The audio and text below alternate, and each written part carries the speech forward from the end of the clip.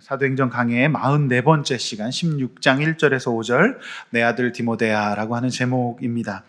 오늘 여러분께서 받아보신 이 주보가 2020년 제3권 52호입니다. 마지막 올해의 주일 예배가 되겠습니다. 52주가 다 갔네요. 코로나로 시작해서 코로나로 끝난 올해가 다 지나갔습니다. 코로나가 오든 안 오든 세월은 살같이 빠른 것 같습니다. 여러분에게 올해는 어떤 해이신가요? 책꽂이에서 설교의 서론에 사용할 책을 찾던 중에 이 책의 제목이 눈에 들어왔습니다. 조금 오래된 책인데요. 김영사, 옛날 90년대에 주름 잡았던 출판사죠. 김영사. 이 김영사에서 발간된 1990년에 발간된 이원숙 씨가 지은 너의 꿈을 펼쳐라 라는 책이 눈에 들어왔습니다. 이 책은 세계적인 음악가 정경화, 정명화의 어머니인 이원숙 씨가 지은 책이죠. 한국인의 예술론을 전 세계에 심은 이들 뒤에는 어머니 이원숙 씨가 있었는데요. 저는 이 책을 오래전에 보고 다시 한번 또 봤는데 오늘의 정트리오가 있기까지는 단순히 어머니의 극성이 아니라 이 어머니가 믿는 분이었거든요. 그래서 말씀을 믿는 확고한 소신과 한국인으로서 외국에서 우리 한국인의 예술론을 불태우고 그래서 하나님께 영광 돌리기를 원하는 믿음의 모정이 있었다는 것을 알 수가 있었습니다. 저는 오늘 내 아들 디모데야라고 하는 제목으로 말씀 전하려고 하는데 2000년 전 아무도 알아주지 않을 것 같았던 사도 바울과 바나바의 사역이 어떤 열매를 맺었는지 또한 그 열매인 디모데는 어떤 과정을 거쳐서 쓰임 받았는지를 함께 살펴보려고 하는 것이지요. 오늘도 두 가지로 주제로 나누어서 함께 말씀 볼 텐데요. 오늘 본문의 첫 번째는 바울의 헌신과 수고가 아름다운 아들 디모데를 만들었다라고 하는 것이죠. 1절과 2절 말씀을 우리 다시 정독하며 주의 말씀에 집중하기를 원합니다. 읽어보시겠습니다. 바울이 더베와 루스드라에도 이름에 거기 디모데라 하는 제자가 있으니 그 어머니는 믿는 유대 여자요 아버지는 헬라인이라. 디모데는 루스드라와 이고니온에 있는 형제들에게 칭찬받는 자니. 자, 여러분 본문 1절 읽으셨습니다. 2절까지 읽으셨는데요. 바울과 실라는 더베와 루스드라에 도착했지요. 더베와 루스드라가 어떤 곳이죠? 그곳은 애초 바울이 방문할 계획이 없었던 동네였지 않습니까? 이고니온의 회당에서 복음을 전하려고 할 때 이방인과 유대인들이 사도들을 모욕하고 돌로 치려고 할 때에 도망하여 가게 된 예정에 없던 도시였다는 거 여러분 들어서 알고 계시죠? 이 이야기가 이제 사도행전 14장 5절에서 6절까지 이제 기록이 되어 있지 않습니까? 살해의 위협을 피해 도망간 루스드라에서도 바울은 복음을 또 전했지요. 그곳에서 다리를 쓰지 못하여서 나면서 걷지 못하게 된 한 번도 걸어본 적이 없는 사람을 성령님의 도우심으로 일으키지 않습니까? 회당도 없을 정도로 소수의 유대인과 대부분 이방인들로 구성되어 있었던 이 동네는 그야말로 외진 곳이었다라고 말씀드렸습니다. 척박한 시골 동네였다고 말씀드렸지요. 우상을 섬기고 하나님에 대해서 무지했던 이들은 바울 일행을 제우스와 헤르메스라고 이 우상이라고 보통 사람이 아니라고 섬기려고 했습니다. 이때 바울은 옷을 찢으면서 절대로 그런 행동을 하지 말라고 나는 너희들과 똑같은 사람이라고 말했습니다. 주님의 능력으로 일어난 일이라고 설명했습니다. 일로 인해서 더 많은 그 척박한 동네에 사람들이 예수를 믿게 되지요. 그런데 이 소문을 듣고 악에 바친 유대인들은 안디옥과 이고니온으로부터 출장을 와가지고 루스드라 시민들을 선동하여서 결국 바울을 돌로 쳐서 죽은 줄 알고 그를 개처럼 끌어다가 시외에 버렸지 않습니까? 여러분 기억하시죠? 겨우 목숨을 부지했던 바울은 치료받기도 전에 상처가 아물기도 전에 피를 철철 흘리고 있던 그 시점에 다시 루스드라 성에 들어갔다가 더베까지 가서 복음을 전했습니다. 바로 이런 도시가 바로 루스드라와 더베였어요. 여러분 같으면 그 도시 들어가고 싶겠습니까? 들어갈 수 있습니까? 절대 못 가죠. 우리가 지난 14장 설교에서도 그 부분 가지고 함께 나눴습니다. 일어나야 한다고. 내가 어떤 환경에서도 주님 보면서 일어나야 된다고 말씀드렸잖아요. 자, 그리고 중간에 15장에 예루살렘 공의회가 펼쳐집니다. 그렇죠? 결국 할례가 아니라 믿음으로 구원받는다는 공인을 받은 사도들은 안디옥 교회로 돌아갔습니다. 그래서 제가 말씀드렸듯이 그렇게 이제 안주할 수 있었는데 좀 이렇게 누릴만도 한데 안락한 목회지였던 이 안디옥 교회에서 바울과 바나바의 권위가 높아졌는데도 불구하고 그들은 현실에 타협하지 않고 그들의 첫 부르심인 이방 선교로 다시 나아가고자 한다라고 하는 것까지 보았습니다. 그러나 그 사이에 이제 바울과 바나바가 의견 차이를 극복하지 못하고 서로를 격려하고 인정한 채 나누어져서 2차 전도 여행을 구브로와 그리고 육로로 가는 길로 이제 나누게 되었다라는 것까지 말씀드렸습니다. 여러분, 사도 바울은 자신을 돌로 쳐 죽음 직전까지 내몰았던 그 도시에 또 들어가네요. 그래서 사도행전의 독자들은 이 1절, 오늘 여러분 읽으신 1절 말씀 앞에서 깊은 한숨을 또 내쉬게 됩니다. 이게 보통 일이 아닌데요. 또 어떤 일이 일어날지 모르는데요. 만약 우리가 이 바울의 심정이라면 어땠겠습니까? 그래서 소위 외상후 스트레스 장애라고 하는 그 증상이 남아있을 수 있거든요. 그곳에만 가면 가슴이 뛰고 마음이 아프고 상처에 흉터가 있지만 그것이 꼭 다시 피가 날 것 같은 그런 아픈 마음이 있을 것이라고 생각합니다. 1절 중반에는 놀랍게도 그곳에 누가 있었습니까? 디모데라고 하는 제자가 있었다고 기록하고 있습니다. 자, 디모데가 예수님의 신실한 제자였다라고 하는 거예요. 자, 디모데의 신앙에 대한 평가는 처음부터 굉장히 호의적이에요. 굉장히 좋은 평가를 하고 있습니다. 의심할 여지가 없는 예수의 제자라고 하는 거예요. 여러분, 제자가 뭡니까? 스승이 죽으라면 죽을 수도 있는 스승에 대한 전적인 신뢰와 또 의탁의 관계가 되어 있는 헌신적인 관계가 바로 제자죠. 이처럼 이 척박한 동네에서 디모데는 하나님의 제자, 예수 그리스도의 제자였어요. 게다가 본문 2절은 그의 신앙이 매우 맑고 깨끗해가지고요, 루스드라와 이고니온에 있는 형제들에게 칭찬을 받았다라고 할 정도예요. 그 같은 신실하고 맑은 영혼이 없었다는 거예요. 정말 예수를 믿는 데 있어서 둘째가라움 서러울 정도로 최고의 찬사를 받았습니다. 아무것도 볼 것 없는 이 시골 동네, 촌동네에서 어떻게 이런 예수님의 제자가 탄생할 수 있었을까요? 여러분, 우리는 두말할 나위 없이 그것은 바울의 목숨을 건 헌신과 피 흘림, 그 선교 사역 때문이었다는 것을 우리가 알게 됩니다. 우리가 만약 이런 생각을 해봅니다. 바울이 하나님의 인도하심을 받지 않고 성령의 인도하심을 받지 않고 이렇게 순종하지 않았다면 어찌 예수님의 제자 디모데가 탄생할 수 있었겠습니까? 바울은 1차 전도여행을 마치고 돌아오는 길에서 아직 디모데라고 하는 제자의 존재를 알지 못했어요. 그러나 안디옥 교회의 안락한 목회 환경을 내려놓고 돌아올 수 있으리라는 보장도 없는 그 위험하고 험한 길을 다시 도보로 걸어서 갔어요. 그리고 그 척박함이 예상되는 2차 전도 여행에서 바울은 디모데라고 하는 정말 오아시스 같은 존재를 만나서 영적인 시원함을 누리게 됩니다. 자, 우리가 알다시피 디모데는 연소했죠? 자, 디모데 전서 4장 12절 말씀을 보면 누구든지 내 연소함을 업신여기지 못하게 하고 오직 말과 행실과 사랑과 믿음과 정절에 있어서 믿는 자에게 본이 되라고 말씀하시지 않습니까? 자, 학자들은 바울이 디모데를 만났을 때가 대략 18세 정도 되지 않았는가 그렇게 예상합니다. 청소년이에요. 이 어린 디모데가 무엇을 보았을까요? 무엇을 보고 이렇게 신실한 예수님의 제자가 되었을까요? 우리는 이런 질문을 해보게 됩니다. 18세 가장 예민했던 청소년 시절에 바울이 유대인들과 이방인들의 돌을 맞아 피를 흘리고 죽어가는 그 바울을 현장에서 봤을 것입니다. 좁은 동네였기 때문에 못 봤을 리가 없죠. 온 도시가 소동했는데요.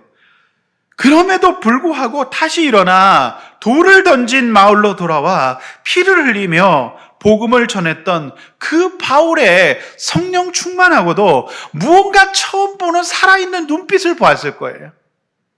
그 현장에서 청소년이었던 이 디모데가 그걸 똑똑히 본 거예요. 이때 디모데는 이런 생각하지 않았겠습니까? 나도 저 선생님처럼, 저분처럼 사람을 살리는 사람이 되어야 되겠다. 사람을 살리고 기적을 일으키는 바울 선생님이 믿는 예수를 나도 믿었으면 좋겠다. 이런 결심을 했을 거라고 보여집니다. 예수님을 믿고 가지만 이 험한 바울의 고난과 인생을 누군가는 이렇게 얘기합니다. 만약 그것이 신앙생활의 본질이라면 나는 하지 않겠다. 여러분, 이것이 신앙생활이라면 여러분 하시겠습니까? 안 하시겠습니까? 네? 그러나 그것이 2000년 전 사도 바울에게 하나님께서 맡겨주신 사명이에요. 지금도 가끔 그 이슬람권에서 기독교인들이 돌에 맞는 일이 있어요. 개종했다는 이유로 왕따를 시키고 괴롭히고 이런 일들이 있다고 합니다. 그러니까 그 나라의 크리스찬들의 소명이죠. 그런데 적어도 한국에서 예수를 믿는다고 돌에 맞을 일은 어떤 집안에 따라 다르겠지만은 잘 없을 거라고 보여집니다. 최고로 나가봐야 뭐 성경책 정도 찢김 당하는 거 그 정도? 그 정도 있을 수 있겠죠. 그것은 바울의 사명이었기 때문에 그래요. 그래서 따라서 여러분에게 돌에 맞아서 죽는 사명은 없을 줄로 믿습니다. 북한의 그리스도인들은 그런 일이 있을 줄도 모르죠. 사실 우리 민족의 신앙의 선배들이 이미 다 겪은 일이에요. 그래서 이때가 우리가 얼마나 은혜와 어떤 감사, 평안의 때인지 모릅니다. 우리 각자에게는요, 비교할 수도 없고 비교해서도 안 되는 사명이 있어요. 사실 여러분, 바울의 인생에도 봄날은 있었습니다. 그것은 언제였을 것으로 보입니까? 육신적으로 보면 사울일 때였어요. 전도가 유명하고요. 바리새인으로서 인정을 받을 때요. 그러나 그가 인생의 봄날일 때 한 일은 뭐였습니까? 그가 최고로 잘 나갈 때 한 일은 뭐였어요? 결국 사람 죽이는 일이었어요. 예, 사람 죽이는 일밖에 한 일이 없어요. 만약 그가 계속해서 바리새인으로 살았다면 오늘날 전 세계 그리스도인들이 기억하는 바울이라고 하는 이름은 없었을 것입니다. 기독교 최고의 성자 사도 바울이 된 이 시점이 어쩌면 진정한 사도 바울 인생의 봄날이 아닐까요? 저는 그렇게 생각합니다. 따라서 오늘 이 본문을 보면서 우리가 적용해야 될 첫 번째 주제는 무엇일까요? 여러분, 나에게 형편과 상황과 관계없이 맡겨주신 사명을 감당하고 변함없고 흔들림 없이 신앙생활 해갈 때 물론 마음고생도 몸고생도 있을 수 있어요. 때론 현실에 타협하거나 좌절하며 우울할 때도 있을 것입니다. 그러나 여러분, 다시 힘을 내어서 하나님 앞에 온전히 서 있으려고 노력할 때 하나님께서 나의 믿음을 보시고 아시고 기억하시며 디모데와 같은 아름다운 자녀들과 제자들을 탄생하도록 인도해 주실 것입니다. 결코 우리의 신앙생활이 헛되지 않을 것을 믿습니다.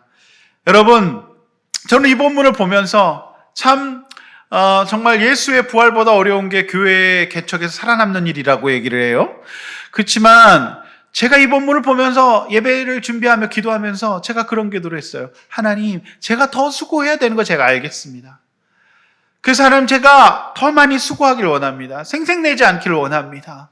주님 앞에서 한 영혼 디모데를 얻기 위하여서 제가 행한 모든 일들을 주께서 기억하시고 그 일의 수고와 깊이만큼 하나님께서 디모데를 주실 것이다. 그런 생각을 하게 되었습니다. 여러분, 올해 마지막 주일입니다. 오늘이. 여러분이 하나님 앞에서 신앙생활을 통해서 과연 누구를 낳을 수 있는 신앙생활을 하셨습니까?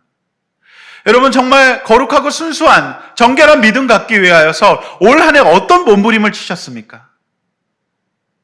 여러분, 그렇게 하지 못하셨다면 여러분은 오히려 사람을 살리기는커녕 죽일 수도 있는 사람이 될 수 있다는 거예요. 올 한 해를 우리가 돌이켜보기를 원합니다. 이렇게 한번 우리 나눠봅시다. 지난 한 해 동안 나는 하나님 앞에서 어떤 신앙생활을 했나요? 바울처럼 현실에 안주하지 않고 최선의 삶을 살았어요. 힘들고 어려웠지만 그때그때마다 은혜를 주셔서 하나님께서 디모데를 낳게 하신 거지요. 여러분, 누굴 낳으셨습니까? 바울처럼 하나님이 기억하실 만한 적용과 헌신을 했나요? 여러분, 올 한 해 동안에 코로나 뒤에 숨어서 영적으로 후퇴하지는 않으셨습니까? 우리가 이러한 바울의 삶을 보면서 이런 적용을 해봐야 될 줄로 믿습니다. 자, 오늘 두 번째 굉장히 중요한 내용입니다. 자, 3절에서 5절 말씀을 중심으로 로이스와 유니게의 믿음이 아름다운 아들 디모데를 만들었다라고 하는 거예요. 로이스는 어머니고 유니게는 외할머니입니다. 이들이 아름다운 아들 디모데를 만든 거예요. 본문 3절에서 5절 다시 한번 또 정독하겠습니다. 바울이 그를 데리고 떠나고자 할새 그 지역에 있는 유대인으로 말미암아 그를 데려다가 할례를 행하니 이는 그 사람들이 그의 아버지는 헬라인인 줄을 다 알미러라. 여러 성으로 다녀갈 때 예루살렘에 있는 사도와 장로들이 작정한 규례를 그들에게 주어 지키게 하니 이에 여러 교회가 믿음이 더 굳건해지고 수가 날마다 늘어가니라. 자, 바울은 앞으로 펼쳐질 전도여행의 동역자로 보자마자 디모데를 낙점했어요. 디모데는 훗날 바울이 사랑하는 내 아들이라고 할 정도로 절대적으로 의존하는 동역자가 됩니다. 뿐만 아니라 바울은 그를 위해서 우리가 너무나도 잘 아는 디모데 전후서를 써서 보낼 정도로 바울에게 굉장히 소중한 존재가 되는 거예요. 그래서 이 바나바도 소중하지만 바울의 말년을 디모데가 함께합니다. 그래서 만약에 이 디모데가 없었다면 오늘날 바울이 존재할 수 없을 정도예요. 그러나 디모데에게 문제 하나가 있었어요. 무엇입니까? 그의 출신이에요. 그의 출신 성분이에요. 뭐죠? 본문 1절 말씀처럼 그의 어머니는 믿는 유대인이었지만 아버지가 헬라인이었어요. 그러니까 디모데는 유대인과 헬라인 사이에서 태어난 혼혈아였습니다. 여러 번 말씀드리지만 당시 초대교회에는 크게 두 가지 문화가 있었어요. 유대 문화와 이방 문화인 헬라 문화예요. 그리고 유대인 중에서도 디모데의 어머니처럼 외국 생활을 했던 헬라파 유대인, 그리고 쭉 유대 땅에 살았던 히브리파 유대인. 그러니까 유대 문화와 이방 문화인 헬라 문화가, 그 당시를 주류였던 헬라 문화가 충돌하고 있는 거예요. 그 문화가 초대교회 문화예요. 우리가 계속 살펴보았던 1차 예루살렘 공회에도 바로 이와 같은 유대 문화와 헬라 문화의 충돌로 인해서 벌어진 거였어요. 이방인들을 유대인들은 어떻게 보았느냐면 짐승 또는 지옥의 땔감 정도로 봤다는 거예요. 사람으로 보지 않았어요. 그래서 상에서 떨어지는 부스러기는 짐승도 먹는데 나도 먹게 해주십시오라고 이방인 여자가 얘기하죠. 그 얘기입니다. 그러니까 짐승 또는 지옥의 땔감 정도로 사람 취급을 하지 않았어요. 이거는 조선시대의 양반이 천민들을 볼 때와 똑같은 거예요. 그러니까 그 정도로 이제 반상 문화가 우리 조선을 지배했잖아요. 디모데가 아무리 신앙이 좋아도 앞으로 그가 이방인뿐만 아니라 이제 유대인의 이 형제들의 어떤 사역을 위해서는 아버지가 헬라인으로서 이방인의 자녀가 되었다는 이유 때문에 걸림돌이 될 것입니다. 네, 그런 문제가 있었어요. 그래서 바울은 디모데에게 유대인들이 받는 할례를 받는 것이 좋겠다라고 권해요. 자, 이 할례의 문제는 잠시 후에 구체적으로 다루기로 하고, 우리는 이 본문의 정확한 이해를 위해서 이 디모데의 가정에 대해서 좀 더 구체적으로 살펴보는 것이 도움이 될 것 같습니다. 그래서 디모데의 가정을 조금 더 들여다보고 할례 문제를 다루려고 합니다. 자, 디모데의 어머니는 유대 여자인데 믿는 유대 여자라고 합니다. 그러니까 유대교에 있었지만은 이제 바울의 선교 활동을 통해서 그가 그리스도인이 되었다는 것을 의미하죠. 율법으로 구원받는 유대인이 아니라 예수 믿고 구원받는 유대인의 믿는 사람이 된 거예요.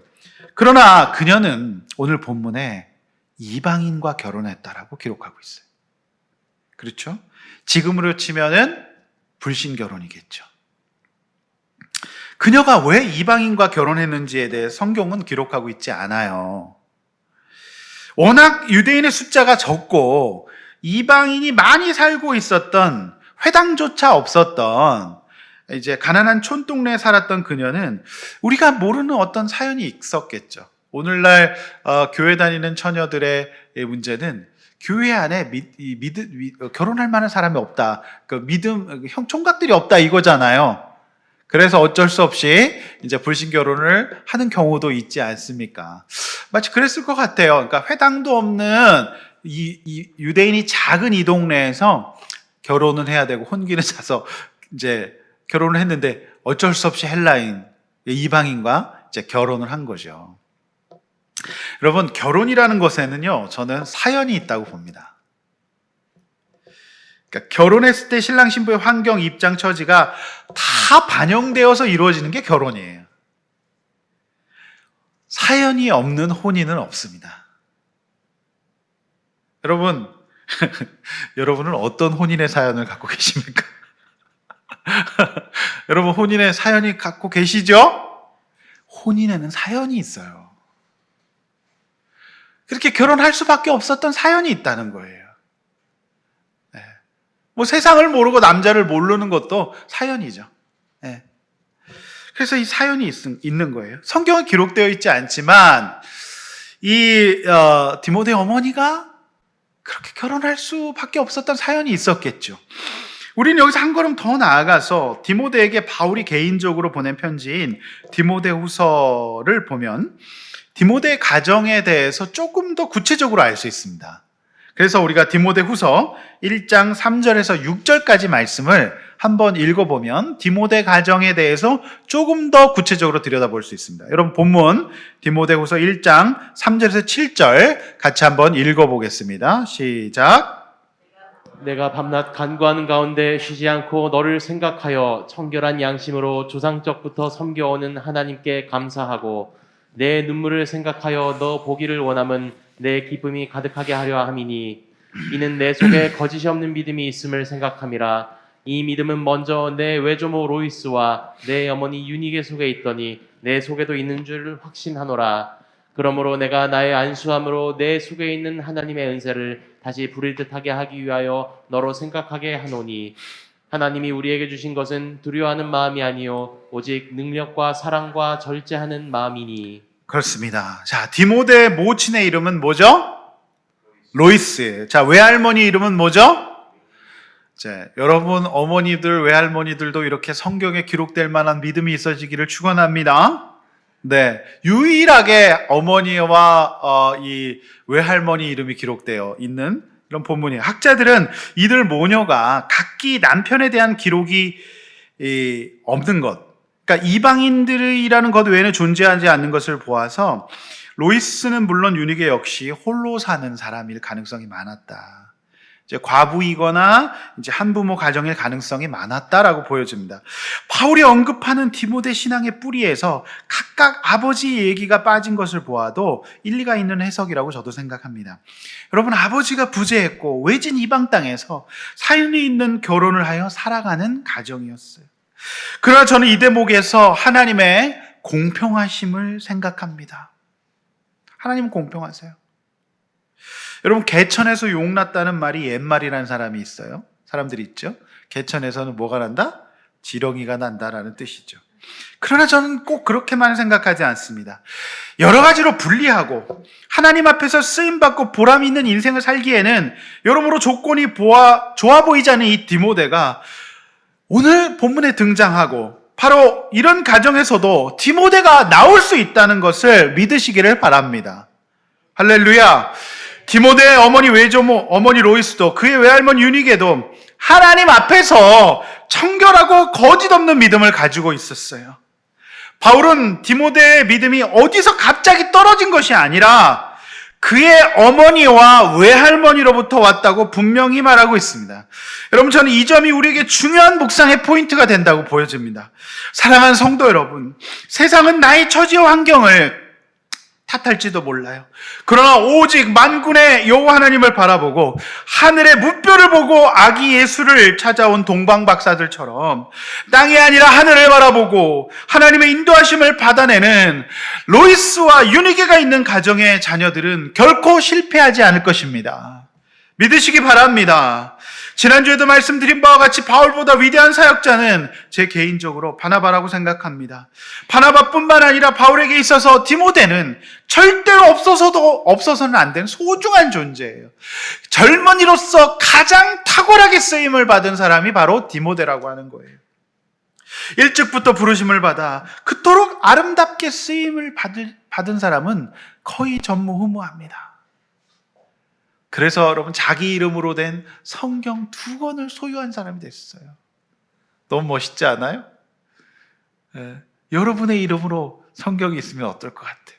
많은 사람들이 그걸 보고 읽어요.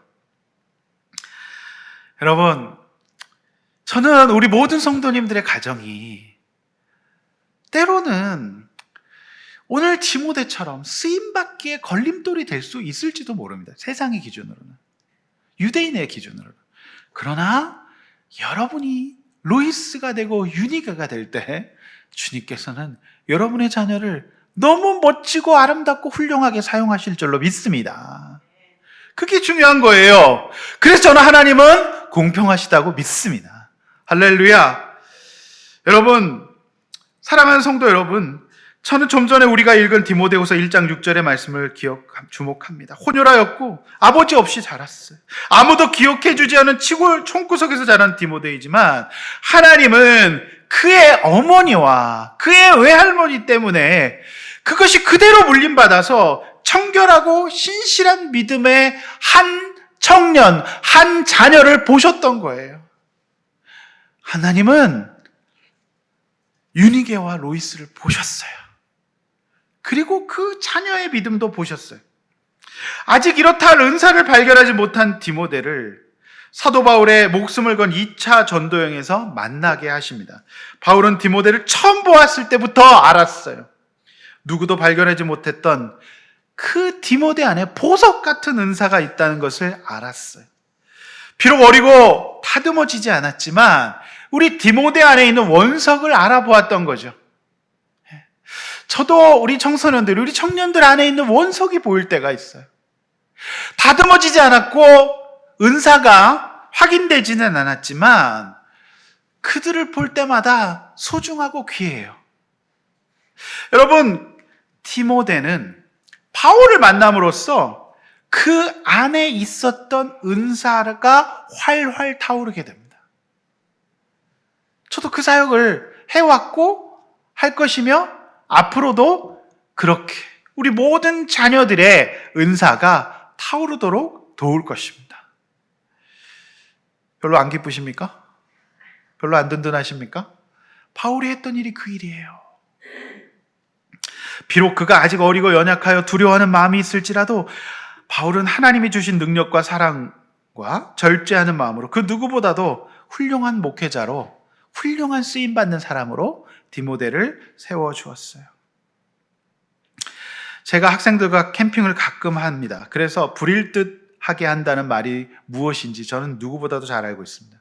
여러분, 장작은요, 처음부터 잘 타지 않습니다. 연기만 나요.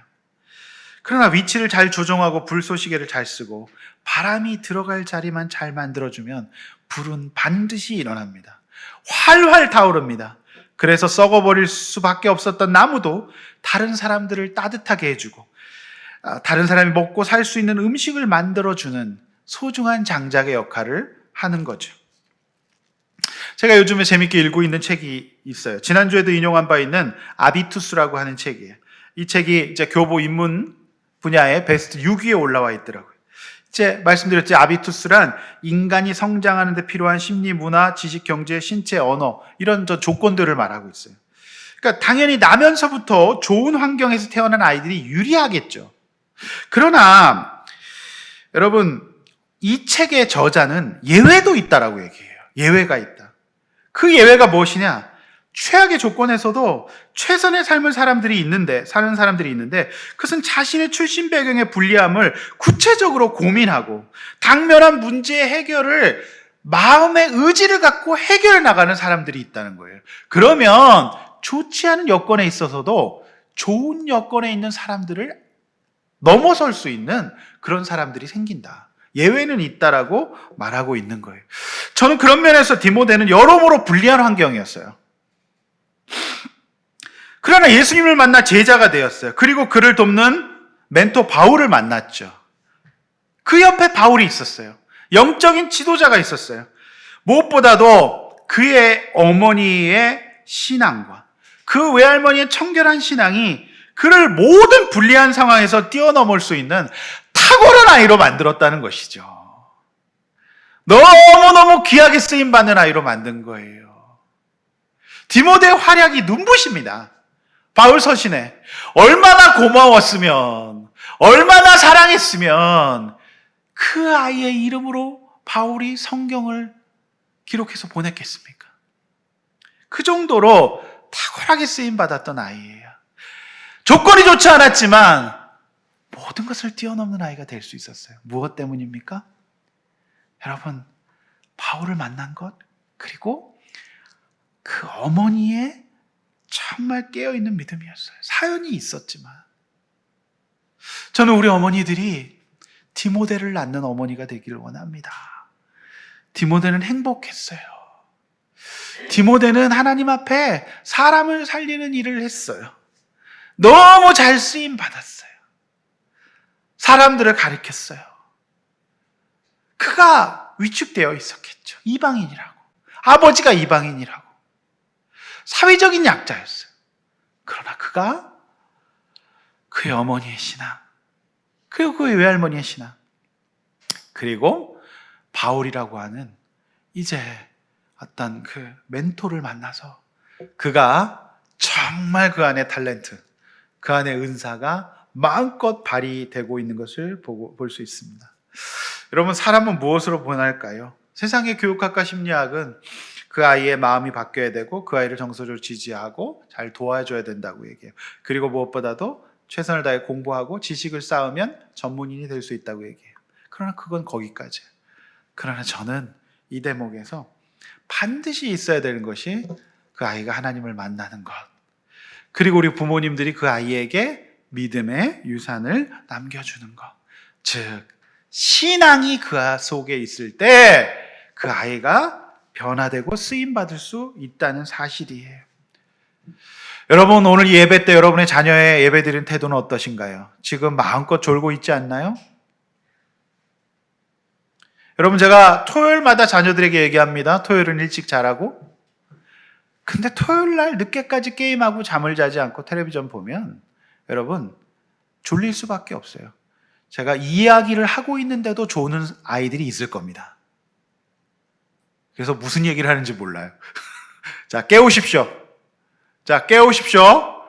자, 윤희계가 예배 시간에 졸았을까요? 안 졸았을까요?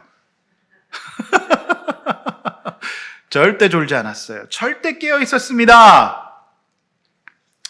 자, 그래서 저는 신앙이 그 아이의 인생의 개선에 있어서 너무너무 소중하다. 정말로 인플루언서가 된 거예요, 디모데는. 그야말로 영향력 있는, 선한 영향력을 끼치는 아이가 된 것이죠.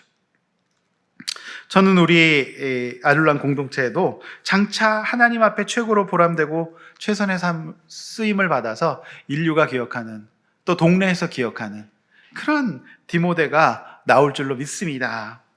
만약 어머니 로이스와 외할머니 유닉의 하나님 앞에서 이 믿음의 찬사가 너무 멋져요. 청결하고 아름다운 신앙이에요. 그 하나님 앞에 진짜 그 청결하고 아름다운 신앙인 거예요. 어떤 열심을 얘기하는 게 아니에요. 그냥 누가 봐도 압니다. 하나님을 진짜로 청결하고 아름답게 사랑하는구나. 여러분 신앙은 어떻습니까? 좀 안 청결하고 좀 안 아름다울진 않아요. 여러분, 그건 외모가 아니에요. 진짜로 청결한 신앙은요, 제가 아는 어떤 권사님이 정말 못 배우셨어요. 초등학교 졸업도 못하고 한글도 모르세요. 그런데 그분이 하나님 앞에서 얼마나 청결하고 아름다운 신앙을 갖고 있는지 몰라요. 근데 그게 그냥 얼굴에 그냥 나오더라고요. 그 권사님의 신앙이. 그런 게 있어요. 여러분, 이 어머니의 신앙이 없었다면요, 아무리 사도 바울을 만나도 변화 안 됩니다. 그렇지 않을까요? 그래서 사도 바울이 디모데 후서에서 이렇게 얘기한 거예요. 내가 너의 어떤 신앙의 도움을 옆에서 줬지만 진짜로 네가 그렇게 훌륭한 사람이 된 것은 네 어머니의 신앙 때문이었다, 이렇게 얘기하는 거예요. 오늘 이 올해 마지막 예배 때 하나님께서 우리 어머님들에게 말씀하시네요. 그러면 우리 남편들은 어머니가 다 하는 거니까 나는 상관이 없다, 이렇게 생각하면 되겠습니까? 예? 아니죠. 부모님 전체로 봐야 돼요. 근데 우리 공동체에 꼭 사실은 이 비슷한 환경 가운데 있는 어머니들이 많이 계셔서 저는 하나님께서 우리 어머님들에게 위로하신다고 믿습니다. 여러분의 자녀 앞에 윤희계가 되시기를 바랍니다. 여러분, 온전히 제대로 빛 대신 예수님을 바라보고 그 믿음의 빛을 따라 살아갈 때 우리 자녀들은 디모데가 되어서 우리가 미처 알지 못했던 최선의 삶을 살아갈 수 있을 겁니다. 우리가 비록 사연이 있어서 불신 결혼을 했고 사연이 있어서 내 비록 홀로 남편 없이 아이를 기르고 있을지라도 우리 어머님들의 신랑이 예수 신랑이 되기를 축원합니다. 그래서 자녀를 위해 무엇보다 열심히 기도하고 본을 보이기를 원합니다. 바로 그때 하나님을 우리 자녀들도 만나고 또 바울의 이 멘토링을 받아서 그가 은사를 발견하고 그 은사가 불일 듯 일어나서 참으로 주님 앞에서 하나님 나라의 역사의 한 획을 긋는 귀한 자녀들이 되기를 축원합니다. 여러분, 올 한 해 동안 어떤 어머니로 사셨나요?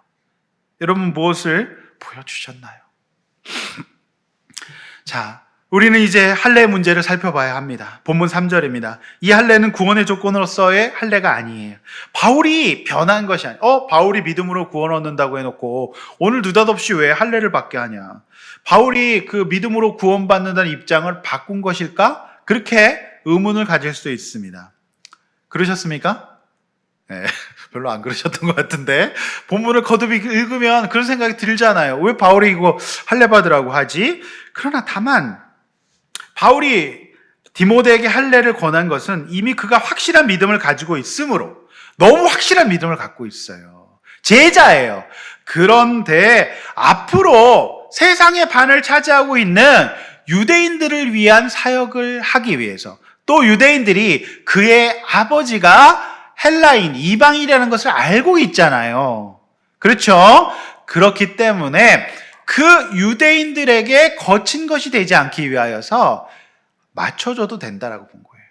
왜? 제자이기 때문에, 확실한 믿음을 갖고 있기 때문에 그거 받고 안 받고는 그렇게 큰 의미가 없다라고 본 거예요. 그래서 쓰임받기 위해서 그 문제로 인해서 더 이상 거친 것이 되지 않기 위해서 할례를 받는 것이 좋겠다, 이렇게 얘기한 거예요. 여러분, 우리는 이 대목에서 또 다른 영적인 진리를 또 발견하게 돼요. 예수 믿고 구원을 얻었지만 다른 연약한 사람들을 위해서 내 불편과 희생을 감수하고 내가 잘라내야 될 표피가 있다는 거예요. 이거 쉽지 않은 일이에요. 아프고 고통스러운 일입니다. 우리가 하나님의 제자로서 다른 사람들에게 거치는 사람이 되지 않고, 나는 믿음이 확실하지만 내가 다른 사람에게 마음껏 쓰임받고 하나님의 계획에 따라서 어디든지 가서 쓰임받을 수 있는 사람이 되려면 우리 각자가 마음속에서 할례를 받아야 되는 거예요. 여러분, 베드로 후서 1장 1절에서 1장 5절에서 7절 말씀 다시 한번 읽어보겠습니다. 제가 수요일 날 전했던 큐티 설교 말씀이죠. 어떤 할례가 필요할까? 이게 우리가 받아야 할 할례거든요. 한번 읽어보겠습니다. 시작. 그러므로 너희가 더욱 힘써 너희 믿음의 덕의 지식의 절제를, 절제의 인내를, 인내의 경건의 형제 우애를, 형제 우애의 사랑을 더하라. 네, 이 5가지 하나님 앞에서 우리가 마음을 바꿔 먹어야 되는 거예요. 그 마음을 바꾸는 거예요. 그리고 2가지 사람 간의 어떤 율법이죠. 그는 형제 사랑, 아가페 사랑을 얘기해요. 여러분, 이 시대의 할례는요, 육신의 할례가 아니라 마음의 할례예요. 마음의 할례. 내 마음을 내 딱 그렇게 살아야지, 이렇게 돼 있는 그 마음이 있잖아요. 여기까지 해야지, 요 정도만 해야지, 그냥 나는 여기까지야 라고 했던 내 남편, 내 아내에게, 내 자녀에게 이 정도만 할 거야 라고 하는 마음을 어떻게 해야 돼요? 절제하고 인내하고 하나님 앞에서 할례로 나아가야 된다는 거예요. 잘라내야 된다는 겁니다. 나 혼자만의 인생이 아니라 하나님 나라의 확장과 영혼 구원의 사명을 가진 그리스도인 모두는 베드로 사도가 이야기하는 마음의 할례를 받아야 됩니다. 사람 섬기는 덕을 세우고 감정이 아니라 말씀의 지식으로 우리가 나가야 되는 거예요. 큐티는 목사님 열심히 하시고 성경 목사님 열심히 보시면 되지. 그거 아니에요. 우리 모두가 지식을 쌓아야 돼요. 하나님께 대해서. 그리고 감정이 아니라 말씀이 가르치는 삶을 살기 위해서 절제하고 인내하는 그런 사랑. 그리고 주님의 사랑, 내 이기적인 사랑, 내 필요에 따른 사랑이 아니라 아낌없이 주는 예수 그리스도의 사랑을 가져야 된다라고 하는 거예요. 여러분, 저는 말씀을 묵상하고 기도할 때마다 제 묵상 노트에 알파벳 4글자를 자주 적습니다. 뭘까요? ABCD일까요? ISTJ라고 하는 저와 반대 성격 유형을 자주 적습니다. 묵상 노트에 자주 적어요. 이거는 이제 내향형, 감각형, 사고형, 판단형의 약자예요. 그러니까 한마디로 이제 뭐 어려운 얘기인데 쉽게 얘기해서 저와 반대 성격이에요. 그러나 인간은 자기 성격대로 살려고 해요. 배우자의 관계에서도 마찬가지예요. 자녀의 관계에서 마찬가지예요. 내가 그동안 살아왔던 방식대로만 살려고 해요. 그런데 여러분, MBTI 성격 유형 검사에 이론적 토대를 제공하고 있는 융이라고 하는 심리학자가 있어요. 그 융은 인간의 성숙은 본인의 어색한, 본인이 잘 쓰지 않았던 성격을 이제 성숙하게, 그것마저 활용할 수 있는 게 인간의 성숙이라 그랬어요. 우리 인간은 오른손만 쓰고 사는데 왼손도 쓸 수 있어야 돼요.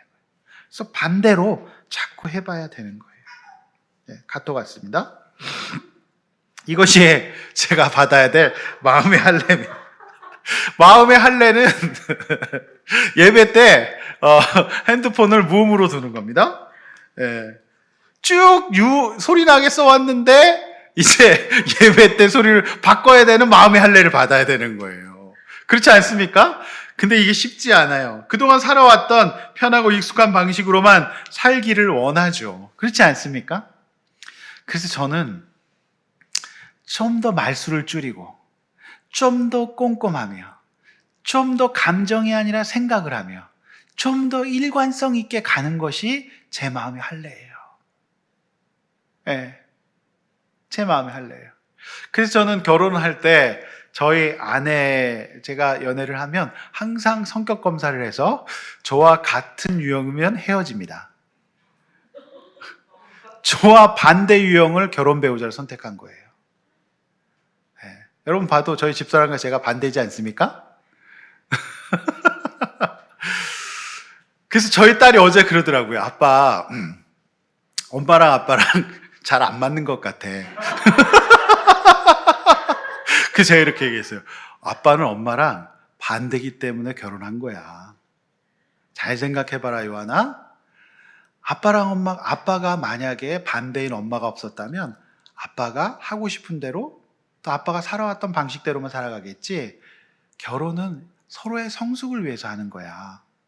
그래서 아빠는 엄마가 반대인 게 나에게는 소중해. 좀 피곤하지만. 그래서 아빠는 그거 좀 해보려고 노력해. 그렇게 이제 제가 얘기했죠. 저는 참 그 쇼파를 좋아합니다. 쇼파에서 파묻혀 있는 거를 최고 좋아해요. 여러분 어떠세요? 쇼파 좋으세요? 쇼파는 파묻혀 있는 맛이 있잖아요. 그렇죠? 제가 주일날 설교 마치고 다 예배 마치고 쇼파에서 다 파묻혀 있으면 더없이 행복합니다. 그런데 저희 집사람은 쇼파에서 똑바로 앉아 있기를 원해요.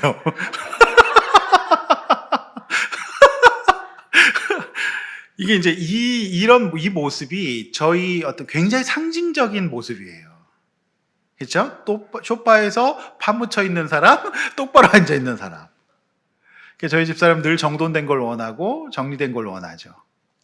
그런데 제가 제 마음의 할례는 쇼파에서 좀 똑바로 앉아 있으려고 하는 게 제 마음의 할례인 것 같아요. 딴 게 아니에요. 병원 가서 수술 받으라는 얘기 아닙니다. 그거예요. 우리 부부 사이, 우리 인간관계, 우리 다른 사람들과 관계에서도 우리가 하고 싶은, 우리가 원하는 방식이 있단 말이에요. 그러니까 디모데가 계속 이방인 아버지의 피가 반이 있잖아요. 그 이방 문화대로만 산다면 이방인들 구원은 좋겠죠. 사실은 진정한 멀티플레이어가 되는 거예요. 디모데가. 이방인들은 이방인대로 구원하고 그 다음에 유대인들 앞에서도 거칠 것이 없도록 그가 안 받아도 될 할례를 받았던 거예요. 무슨 말씀인지 아시겠죠? 사랑하는 성도 여러분, 야구에서 오른손 타석, 왼손 타석 다 쓰는 선수를 멀티플레이어라고 해요. 최고의 인기입니다. 근데 그거 피나는 연습을 해야 돼요. 그러니까 어떤 투수가 어깨가 상했어요. 어깨를 못 쓰게 해서. 그래서 왼손으로 투구를 해갖고 성공한 이 선수가 있다죠. 보통 피나는 연습 했겠습니까? 그렇죠? 정밀하게 스트라이크 존에다 공을 넣어야 되는데 그 보통 노력 아니죠. 그러니까 헬라인, 유대인 모두가, 그러니까 우리 인생의 성숙은 할례는 거예요. 우리가 익숙한 대로 사는 것이 아니에요. 우리 공동체에서도 마찬가지고 사회생활에서 마찬가지. 다른 사람이 있단 말이에요. 다른 거예요. 그러면 내가 할 수 있는 것들을 인정하고 나와 다른 사람에게도 갈 수 있도록 마음의 할례가 필요하지 않을까요? 그래서 바울이 디모데에게 할례 받아라 그렇게 얘기한 거예요. 바울이 입장을 바꾼 것이 아닙니다. 아시겠죠? 네. 여러분, 주님과 함께 가기 위해서 어떤 마음의 할례를 받아야 될까요? 올해 마지막 예배인 이때에 주님께서 저와 여러분의 마음의 할례를 요구하십니다. 내가 진짜로 살아왔던 방식대로가 아니라 마음의 할례를 받고 살아갈 수 있기를 원합니다. 자, 본문 4, 5절은 이 일로 인하여서 교회가 굳건해졌다. 즉, 사도 바울의 판단이 옳았다라고 하는 것을 오늘 증언해주고 있는 것이죠. 그래서 예루살렘 공의에서 결정한 대로 사도 바울은 그 문화적인 측면에 있어서 이방인들이 지켜주기를 이제 그대로, 그러니까 이 상회의 명령을 그대로 이제 전하고 있는 것을 볼 수가 있습니다. 사랑하는 성도 여러분, 부모의 신앙이 자녀에게 거의 절대적인 영향을 미친다는 것을 잊지 마십시오.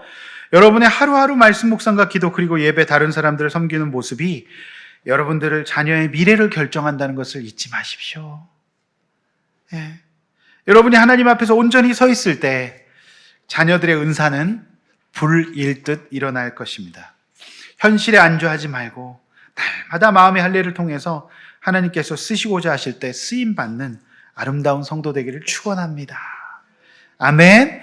오늘 이 시간 온라인 예배 드리시는 분들, 또 현장 예배 드리는 모든 분들, 여러분 예배를 진짜로 드리는 모습이 여러분 자녀의 미래를 결정하는 거예요. 이렇게 한번 나눠봅시다. 나는 자녀에게 믿음의 유산을 물려주고 있는 부모인가요? 올해 마지막 주일은 오늘 내가 받아야 될 마음의 할례는 무엇일까요? 이렇게 한번 나눠보시기를 바랍니다. 말씀 맺습니다. 주님은 부르심에 따라 살아가는 바울을 알고 계시고 보셨어요. 우리 주님이 내 삶을 보고 계신다는 것이 얼마나 큰 위로와 소망이 되나요? 여러분, 로마 황제나 유력한 재벌들은 세상 사람들이 기억하지 못해요. 그러나 로마 제국 변방에 이 제자들의 삶은 우리 주님이 다 알고 계셔요. 또한 세상 사람들은 아무도 몰랐지만 하나님께서는 로이스와 유닉의 두 여인을 보고 계시고 그 가련한 여인의 기도를 들어주셨어요. 하나님께서 우리 어머님들의 기도를 들어주실 줄로 믿습니다. 이 두 어머니와 딸이 얼마나 디모데를 위해서 많이 기도했겠어요. 우리 어머님들 기도하시기를 바랍니다. 하나님께서 우리 자녀들을 하나님께서 가장 아름답게 쓰임받은 디모데로, 행복한 디모데로 만들어 주실 줄로 믿습니다. 바울이 동역자들 가운데 내 아들이라고 칭한 사람은 디모데가 유일해요. 우리 모든 자녀들이 누군가에게 도움이 되고 사람을 살리는 데 꼭 유익한 아름다운 디모데가 되기를 간절히 기도합니다. 우리 시간에 찬송하고 기도하겠습니다.